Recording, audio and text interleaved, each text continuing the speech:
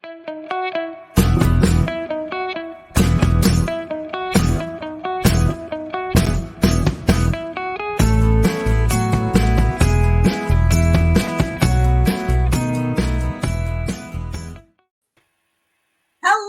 and welcome to the Blue Room. Yay! Hi! I am Amy E. Reichert. I am here with host Heather Webb. I'm going to stop pointing because it'll get all messed up real quickly. I am so excited about our guests tonight. We have Sonali Dev, fellow tall Bobby. She is the author of 6, soon to be 7 books, and they are all fabulous. And then we have Christina and Lauren of Christina Lauren. I'm so excited. Yay! So are we. Thank you guys for being here. Yes. Oh my God, thanks for having us. Yes. Their 27th book comes out next week. So I'm so excited we were able to snag them and get them on. And more importantly, they are amazing supporter of their fellow authors and fantastic huggers. Yes. Proud huggers. I'm going to put that in my bio. I know, right? You should. I think that's a good addition. That was, I have to say, the very first time I met both Christina and Lauren, it was at an event. I didn't know anybody else. And I was greeted with hugs because we had a author friend in common. And it was like I'd been welcomed into the fold. So very warm fuzzy. I remember that. Yeah. Was it in Dallas? It was in Austin for Vilma's Austin Book Fest thing. Okay. Yes. Oh my God, that thing was bonkers. You 3 know each other too. Yes. So, Sonali, how do you guys know each other?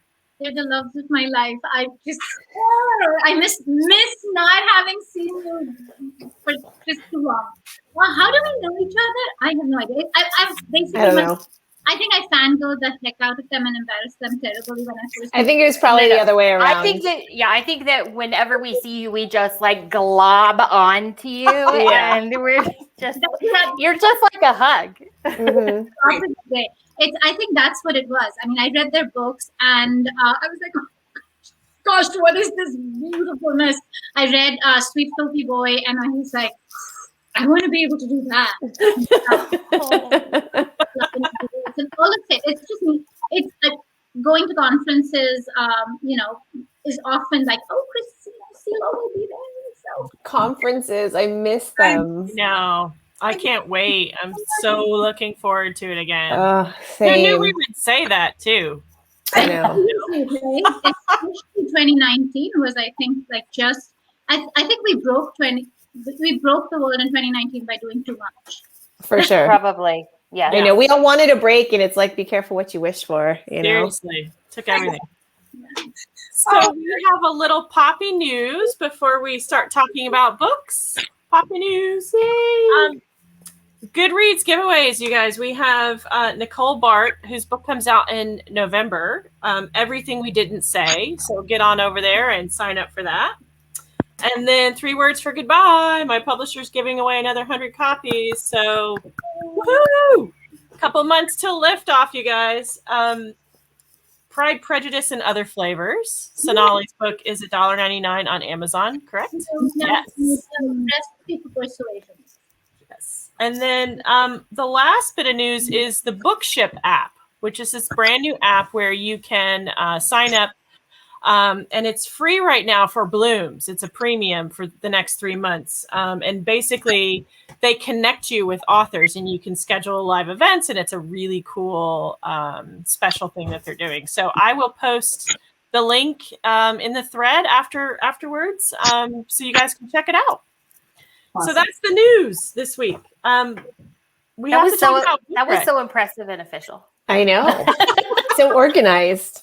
I don't know what to do with myself. I like that we have graphics that we can put over the screen. It feels fancy. It is fancy. But it was a little different, Heather, because Pride Prejudice is not the one on sale. Oh, I'm so sorry. Thank you for correcting me. Sorry. Persuasion. Recipe for Persuasion. I hope everybody got that. We'll put that link in the comments. Just buy them both. Buy all 3 of them. And pre-order this one. Yes. Is this July? July. I just have the NetGalley arc. Oh, so They're beautiful. like the most beautiful covers. I She love that always book gets so beautiful much. covers. They are. I wrote one of the longest emails of my life when I was fangirling about that book. Aw. Telling you, I recently, had a very short time to write a short story, and it was not going well. It was like, I don't know why I think I can write, because I actually cannot, and I have no memory of how this writing thing happened. And I actually opened Lauren's, email and read it, and I read it like every time I feel like I suck at this thing. That email just makes me feel like, okay, maybe she called my book conversation porn, and It is.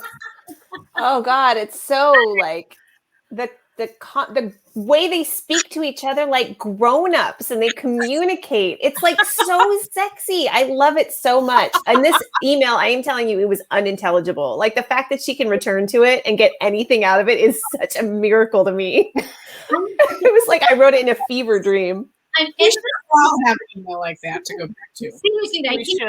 imagine either Christina or Lauren writing you an email like that? Like, what is she talking about? It's just, I am done. I can retire now. I am done.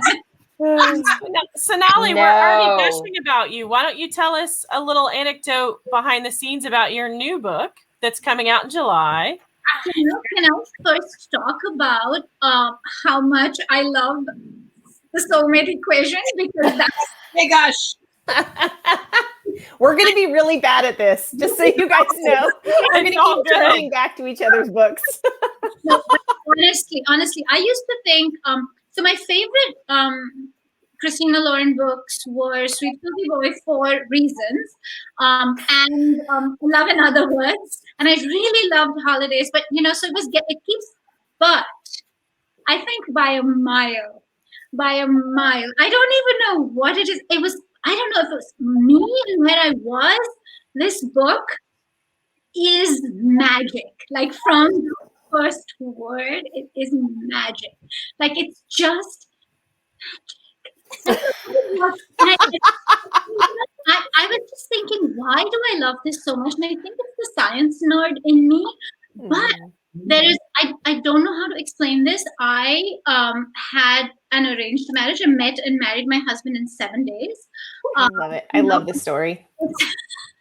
But it's a really weird thing because I wasn't raised as someone who was going to have my mother had my parents had an intervention when I said I might want to do this, and they're like, oh no, that's not your scene. We didn't, let's not. But my point is, there's this whole like horoscopes and chart matching, and that like there is this thing which is hard to explain, that's internalized in the culture, that that is based off of this. There is a right person. And there is something bigger than you that put together. Do either of you watch that show on Netflix? No, we know about it. Christina. Yeah. So we had finished this book, and then somebody mentioned the one or something, and I immediately panicked and went and read the book. And number one, it's a thriller. Yeah. So it's very different. But that is like, you have a soulmate gene. Yeah. Yes. And I just binged it, and I don't think it's any. I mean, like the concept is very loosely similar, but it's not. Yeah. It is dark. It's dark. You see dark. this. The whole first season is you see the main character's descent into darkness. So yeah, it's like the upside down version of the Soulmate Equation. Yeah. This is like the real version of the thing, because of that thing, right? I mean, there are things about us that make us right for people who have things about them. So there was something just so like hammer on nail. I was just like, oh my gosh, oh my gosh, oh my gosh! Like the entire book, I just got this sparkling joy inside me. Like every time we were on the page together, this book just has joy and magic and joy, and those best friends, and when they're discussing his penis. There's a penis discussion in this book. And Annie over here. Oh God. Now, Matt has not sold the book to everybody who watches it. Well, I'm telling you, people, it's magic. Like so since we're talking about your book, ladies, then tell us a little something behind the scenes that that while you were writing it, or little anecdote in process? Well, Something interesting, funny, terrorizing, etc. I mean, I think, so just for people who don't know the Soulmate Equation, it's about a single mom. She lives in this apartment complex. She's a statistician. She does freelance. She's a very kind of neat and tidy life. And her best friend, who is Fizzy, that we'll talk about a little bit, I'm sure, she wants to kind of break Jess out of that mold a little bit. So she knows there's one thing that can convince Jess to get back out into the dating world, and that is numbers. So she takes her to this new startup, which is called Genetically, and they are saying that they can match you to your soulmate based on DNA compatibility. And so Jess ends up scoring this unprecedented 98% compatibility with the company's founder, and she's skeptical because she already knows the guy. And the company basically pays her to spend time with him to see if this sort of highest score they've ever seen is real. And I mean, it was really fun for us because I don't know if you guys have done like the 23andMe kits or if you've done any of that stuff, but I have done it. And other than it being way more boring than I thought it would be, like I thought I was going to have some really exciting, like interesting heritage in my past, and I really don't. And but you get these updates that tell you like you have very thick hair follicles. You're 98% likely to have your pee is going to smell weird when you have asparagus, and when you are more likely to prefer savory snacks over sweet, like the most random stuff. And so it's just fun to think about, like, what can you use DNA to identify, right? And so just in terms of like a little anecdote, so I have a background in science, and I think when we were first writing this, we really had to think about like, what would we need to see data-wise in order to be convinced that this is a thing, right? So it's not just like one gene that you match with this person and you guys are perfect. It's like, what pattern of genes between two people can predict long-term happiness, right? And so it's not about what your, racial background is, your ethnic background, where you're from. Like, it's none of that. It's what different markers in our genes sort of predict compatibility. And so that was really fun. Like, we just got to kind of nerd out about it, And when we were first writing it, it was going to be like a dating show or something. And these two people like didn't like each other, but everybody loved them. And we had just done a TV thing. And so Lo had watched the Theranos documentary. If anybody knows what that is, that like there's this machine that just like the little prick of blood with this tiny little needle, it can like tell you everything. And all these people put money into this company, and it was this huge You guys thing. need to read this book. It's called Bad Blood by John Carreyrou, and it is so good. It is the craziest scandal. The founder was going to be like the next Steve Jobs, and then none of it worked. So when we saw that, we were like, oh, biotech, like, that works. And so that's where it went. Oh, It's a good time for it too, with all of this biotech happening right now, right? It feels like the antidote to the antidote to the virus, right? Yeah. In a way. Well, and I mean, so my husband he's a biochemist, and he still works in biotech. And so it's interesting because there is always that balance between the true invention and what the marketing is, right? And so River is this pure scientist who is like, he's here for the numbers. It never occurred to him that he would get this score this high. It's why he set his limit at like a diamond match, because he figured like at least then he wouldn't be bothered with his app pinging, And then there's the marketing guys that when they go public, want to make a ton of money. So it's a real balance between like selling your product and like making a real product. So I have a real soft spot for the name River because my first huge crush was River Phoenix back in the day. Yeah.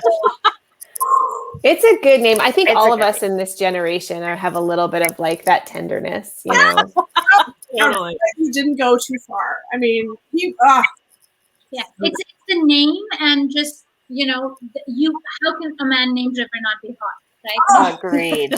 Yes. So I have a question, because you guys have written a lot of books. Do you have a list of all of the names that you've used so that you don't go back, or do you not even bother? If you reuse a name, you reuse a name. I mean, Lo would know them. I wouldn't. Good point. I mean, I think there's some that we'll probably end up reusing. Like, it's hard to not do another Will, right? Like, we can avoid doing another Ansel or Bennett, but Will is a pretty common name. And, you know, I think we might revisit them. But also, there's so many great names out there that we just haven't used, you know? And Juno, like, where is, I just love that her name was Juno, and that they, you know, her daughter's named Juno. And and River and she bond over the uniqueness of their name. And it's one of these, you know, again, magic, tender scenes. And it's just because names are so important, right? In character. They really are. They can really define a character, I feel like. Yeah. And especially River is completely defined by that name because you have this vision of him. Mm-hmm. So, you guys, do we know what authentic book boxes are? Because we've had a couple of comments. I'm not sure what those are. Do you know? I don't know. Okay. Sorry, ladies. We're not sure what that is. They asked if your book was going to be in an authentic book box. So it might be like a book. There are a couple book boxes it's in. I don't know if it's one of those. I'm sorry. We can look it up and post it. We can like put it in the comments. We'll list it for you guys. I thought it was like you put a character in a box, and I was like, I don't know much about craft. I just write words. 27 books later. Oh my God. So, Sonali, we want to hear about your new book. Tell us about it. It's coming out in July, right? It is coming out in July, and I just finished another short story, so I'm like, what book? Who is this one? It's so good. I'm not. This is the third book in the series I have that is retellings of my 4 favorite Jane Austen novels, and it's this politically ambitious, zero boundaries Indian American family that is, you know, so like the Indian Kennedys descended from royalty, you know, and their oldest son is running for California governor. And the way I had set the series up is that the first book kicks off when his race is announced or his candidacy is announced, and it will end with the election. So this is Yash's story. So this is set 3 months before the election, and it's kicked off by a hate crime. So there's an assassination attempt, and this guy who has his whole life planned out, and he, you know, is this. The first 2 books we see him as this completely sorted, in control of everything guy. So tightly held. And he is a flipping mess. And the whole thing just blows up 3 months. Oh my God, it's so great. So I love when life does that to characters. I do too. I really kind of love that when you see this super uptight person, whether it's like in a movie or in a book, and they just unwind. You know, they just, everything goes wrong and they have to deal with it. And the one person who can help you is, you know, is the one person. This is 3 months before the election. She is a yoga guru, so she's actually sorted. So it was actually really fun to write a woman who is, you know, is okay with herself and is totally together. Yeah. And for real. So he appears together and she is actually really together. And I have written such messes of women before this that I was like, he is a messy dude and I love it. I mean, I think one of the things I love so much about this book is that when Christina and I first start, we always talk about who the heroine is and who is the one person that will be perfect for her, right? And I feel like when you wrote this, you really thought about him and who would be the perfect woman to kind of help him figure out who he wants to be, who he is, how to fix, you know, his past. And it's just beautiful. Yeah. And, you know, because Sense and Sensibility, I had kind of, you know, there's Eleanor, and Eleanor is, you know, she's the one who's there for everyone. And so India was, you know, that soul is the same. Now, Edward Ferrars is probably one of the, you know, lamest of Austen's people. So I wanted to kind of do some, you know, have an Edward Ferrars in that the world's expectations are keeping him from what he wants to do, or not. Like, he doesn't know, he'll never know because the expectations are so high. But I wanted to write a man who was not was Edward Ferris, but not Edward Ferris. Yeah. Yeah. There's He's so great. Aw. cute. Yes, he is. And I thought this was going to be hard to write. I don't know if this has ever happened to you when you were writing series, when readers really fall in love with, like, Yash was always a character which took over the scene. Those are the best. In the stories he was, that are not him, he would take over a scene. And everybody, readers were constantly saying, when is Yash's book coming? When is Yash's book coming? And then I thought, oh my gosh, like that pressure, I'm not going to be able to write this book. But it was You crushed it. I mean, the Sounds writing like is a so home run. beautiful. It was just, honestly, it's my favorite of the three. And I love the other two. And this one just like blew me away. And that is hard to write a series and have it just get better and better and better. It's hard to do. You are a magician. Well, Yeah. we are not surprised because Sonali, she brings it, doesn't she? She does. She does. Are you guys reading anything else? Or what are you, who's reading good stuff that we can recommend to people? Anyone? What did I just finish? Oh, I have such a braggy thing that I just finished the rough draft of Sally Thorne's book. It's like a first rough draft. And I don't know how much we can say about it. I'm not going to say anything. All you have to say, we'll just be jealous. It is the best of Sally Thorne. It is everything you love about Sally Thorne. I love the hating game so much. You will love this. Well, we knew Sally back in like fandom days and fic days, and it is everything I loved about her fic, everything I love about her writing, everything I love about her. So, yes. The thing is, Sally does dark twisty almost better than she does rom-com. And so I think, and she does rom-com so well, obviously. So I think, when you unleash Sally to just do Sally, it's like genius things happen. Yes. We need to read some of her dark and twisty. No, her dark and twisty is like chef's kiss. Is So that good. like from her fic days? Yeah. Yes. Perfect days. And I'm reading Dial A for Aunties. Oh, it's Aunties. so cute. I love it. Aunties. I love it. It's so cute. It's under my computer. So Was it Jessie Santano? Is that it? Yes. Yeah, it's on my Kindle. It's seriously the most adorable. I love it. all of your books are currently propping up my computer, so I can't hold up. And I'm actually reading, sorry, this is an audiobook. I don't know if you can see it. Better Luck Next Time. It's by Julia Claiborne Johnson, and it's a divorce ranch in Reno. What is that? In the 40s or the 30s? I can't remember the year. Actually, based on their clothes, it looks like the 50s.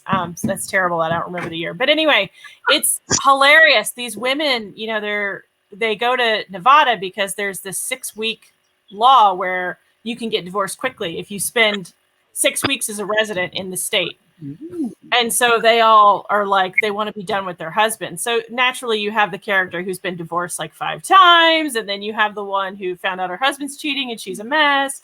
And then you have the hilarious one who just creates a ruckus, you know, on campus. And of course the guy, it's a man telling the story, and he's one of the ranch hands, if you want to call it a ranch hand. And there's, it's actually really funny. I keep laughing out loud. It's a great book. I recommend That's awesome. Great. What about you, Sonali? What are you reading? I have had like I had such a dry spell, and I was having such a hard time reading. And of course, Soulmate Equation just like stood through that. So there's that. And I have had since then just read the most amazing books. I finally read Barbara O'Neill's When We Believed in Mermaids, which everybody has read because there's like 100,000 bazillion reviews on it. That book, so this explosion, it is so good. And she has it's I don't think I've had that kind of what is the word I'm looking for? Like forward movement. Just the pacing. It's a masterclass in giving information out. So it's these two. Oh man, I love those kinds of books. The first line is I just saw my sister on the TV, and she's been dead for 50 years. Oh my God. It starts when she accidentally. I love Barbara's books anyway, and I love Barbara. She's a friend of mine too. Yeah. But I read I hadn't read this book. I think something subconsciously, but because it was such a like people were talking about it so much and stuff, and I love her so much. And then I think subconsciously, I'm like, what if I don't love it as much? And what am I? So I had a complicated relationship with myself going on with the book, but blew me away. It is Oh, that's amazing. gorgeous, and she was gorgeous writing, but this one is gorgeous writing with this amazingly fast plot and the way that she kind of goes between timelines. It's amazing. I just bought it because I have not read it. Oh, look at that. Love it. Instantaneous. Not a romance, a sister story, so good. Beth and Joe, again, Virginia Cantra, because I loved her first one, and I have always had this thing about everyone's like, why is Amy not a bigger, a bigger deal? Like everyone loves Joe, but especially, and the fact that she's Virginia's this book, the first line is, how it's a mistake to be in love with the man who's in love with your sister. Oh, Or will always be. I mean, that's true. Yeah. Opening with facts. Right? And that's the heart of, I think, Amy's story in Little Women, and she makes it so contemporary, again, just so heartbreaking. And I love Amy. I think she's, in Barbara's, in Virginia's books, she's my favorite of the March sisters, and just love that. So Awesome. can I also say accidentally engaged? Have you guys read that? I haven't read it yet, but I have that it. one. It's that one and Dating Plan are both like these, I think, Indian heroines that I wish I had written. Yeah. I write these Indian heroines that are under so like the weight of the world, and I'm, my own life is in a dialogue is not those heroines, but these women have written these, just it's you want to be these girls. It's just amazing. It's amazing voice, amazing internal dialogue. They're complete like nuts with their internal dialogue. They're saying the most preposterous things. It's just these guys are crazy, and there's all sorts of like hijinks. Love both books. And so the dating plan is Sarah Desai, yeah? Yes. Yeah. That one's good. I read that one. I loved it. So Are you reading anything now, Lauren? Are you? I am crushing listening. on something? She is always reading like 4 books. So I just finished a book called True Story by Kate Reed Petty, and it's like thriller, fiction, intense. Like it's real intense. It was really good. And then I'm listening right now to Cold Hearted Rake by Lisa Kleypas. So I read this, of I course. love that. I have never listened to the audiobook. I have to tell you guys, this is the best audiobook I have ever listened to in my life. Like, Wow. yes, it is so good. It is so well narrated. I had a really, really busy day today, and I'm genuinely pissed that I haven't been able to listen to it except in the car from place to place. And There's nothing better than that. It's so good. And I mean, I know the book, but it doesn't matter. Like It's it's just like driving around the block. wow. Yes, with all the I did that with accent. In a Holidays, ladies. Oh, I was driving somewhere and I was like, I'm going to have to go the long route and go back through this neighborhood and go back around because I was totally hooked. Patty Murin does our audiobooks. She does the audiobook for Soulmate Equation too. It's real. She was terrific. She's amazing. She's so good. She was Anna in Frozen on Broadway, and she's just like spectacular. I watched your interview you did with her, and I fangirled a whole lot. She's great. We're doing another one on release day. We'll do an Instagram live with her. It'll be super fun. Yeah, She's delightful. she is. She's great. Yes, just amazing. I don't do audiobooks as much since I stopped driving, an hour to work, which I used to do at Yeah. home. But I think Lisa Kleypas, there's just something that, you cannot learn. It's not craft. There's just something about this sentence. She's a genius. And it's funny because I was talking to Sarah McLean about, book stuff, whatever, she is also a genius. Yep. And, she always says to authors that we need to read above our pay grade. You need to read authors who are doing it better than you are. Mhm. And, I mean, that applies for everybody who's writing, unless you're, Nora Outside Roberts of your or genre. Bev. Yeah. Yeah. Like, unless you're Absolutely. anti-Bev or Nora Roberts, like you basically, Lisa Kleypas is doing it. And so I just am in awe of her. You just said that, and I'm thinking, who is Lisa reading in romance? Because there's no one that. She's probably reading her backlist. Like, yeah, this is probably good. That's like, who are. Maybe she's reading non-romance writers. But I mean, in romance, like I remember this Jay Leno show when Jennifer Aniston and Brad Pitt got married, and he's like, who are they fantasizing about? Yeah. Like, That's a really good question, by the way. Really good question. Amy, are you reading something, my dear? What have you got? I just finished the most amazing book, Ninth House. Oh, yeah, that's a good one. I know Christina and Lauren, you're friends with her. Do you know when the sequel is coming? I'm like, you're friends with authors, but there's like some certain authors that you're not going to be like, I'm not going to bug Sarah J. Maas about when her next book is coming out. If you would, please. It was so good. It was so good. It was everything I love. It was an alt universe. There were ghosts, which we all know have a ghost thing right now. There was magic and secret societies, and I just loved it. She's so great at characters too. I mean, Lee does a really good job creating characters that you feel like could just step out of the page. And really good, because I've read the whole Grishaverse. Well, I haven't read the 2 most recent ones, but she's just fantastic at creating new mythologies, and I find that fascinating. Wildly overwhelming to try and imagine doing myself. So wait, you haven't read Kaz's books then? I've read The Six of Crows and I've read that one, but I haven't read The King of Scars. The King of Scars, okay. And the last 2 with Nicola. Yeah. They're so good. She's so good. She's so good. And I imagine she's a little busy, so it might be a while before I do well. Fair enough. So, ladies, we usually round off our little program here with something fun and different and random. Do we have, I know Sonali has a product that she is interested in that she's going to share, that we're not going to go into all the details that we did before we started recording. Well, I've always wanted to have purple hair one day and turquoise hair another day, and so I found this thing called Color Me, which looks like a bottle of mascara, and you can just like take little parts of hair that's graying, and when it's wet, and it's just semi-permanent. It stays until you wash your hair, and it's fabulous. Is it sparkly? No, it's a little bit like your hair will not be. The texture gets a little stiffer, like you used product in it. But you get it in these bright colors, and it's great. And if you have like a gray strip, that's the perfect time to go. I have these little like lion mane gray. I'm very what is the word I'm looking for? Status, right? What is worried about status? No, I have gravitas with the graying temples, like the yes. Oh yeah, like hot older men in books.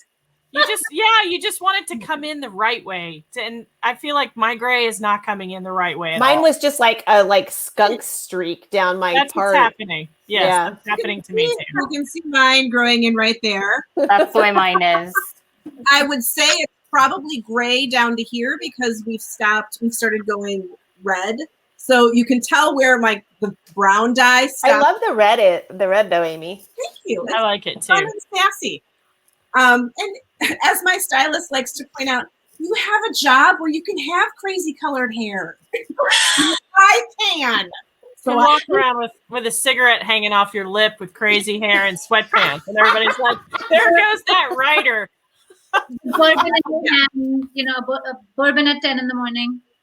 This is all. I love it. These are things to aspire to. Yeah, that is the goal. This is where you're evolving.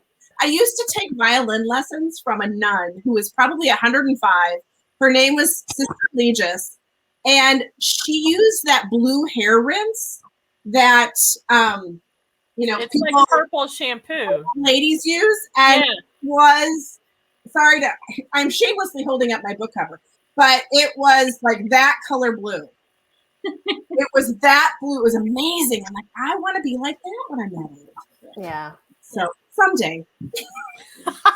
Something to aspire to. That's right. Spiky purple hair. That's who I want to be. I like that. We will be a pair, Sonali. I will have my blue hair. You can have your purple hair. We'll go have a party. And did you ladies have anything you want to share with us? We're Ugh. Is it they're like so? It's something. It's like a product we found that we love. Anything. Yeah. any- Okay, and I'm gonna talk about my nail strips then. do it. Yes, we want to hear it. So one of the things I have to always have my nails done. It's just like the weirdest thing. If I look down and see my hands and they're not done, it throws me off. It's so stupid. I used to have really long like neon nails and stuff like before the pandemic, and haven't been able to go back. But so during the pandemic, I like bought a drill to take mine off. Then I bought a whole like gel kit, and then have like I could seriously run a salon in my house. But gel is really hard to get off. And there's these strips called Ohora, and they're gel, but they're just like little stickers. You put them on. You can get them at Vanity Table. Yeah, you put them on, and then you use a little UV light. That it's tiny. It's this big, and it like for like 15 minutes or something, and that's it. This is amazing, though. You have like a full nail salon going Oh no, on. I could do all of that. So I want to see your nails. I mean, this is like 2 weeks, so. But God, you're perfect. But the thing is gel is hard to get off. It's like this fluid that you just kind of put on because they're like essentially kind of stickers, but not really. Yeah. And they just They kind of cure onto your nails under the blue light. And so the fluid takes them off. And because my nails are thin from like doing, gel. This is how big the blue light is. Yes. They give it a And they're little super bit cute. of. They have these cute little patterns, They're like so tortoiseshell.